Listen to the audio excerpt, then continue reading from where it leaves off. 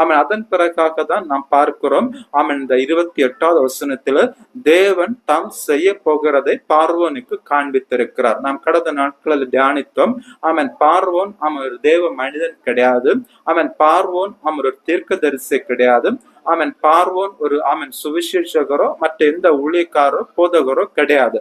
பார்வோன் அந்த எகிப்து தேசத்துக்கு அவன் அதிபதியாக, எகிப்து தேசத்துக்கு அவன் ராஜாவாக, அவன் அதிபதியாக காணப்பட்டான் பார்வோன்.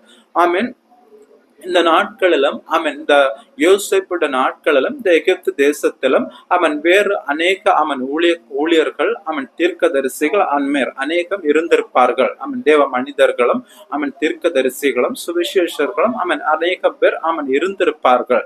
ஆனால் அவன் யாருக்கும் அவன் வெளிப்படுத்தாத ஒரு காரியத்தை, தேசத்தில் வரப்போகிற ஒரு சம்பவத்தை தேவன் யாருக்கு காண்பித்து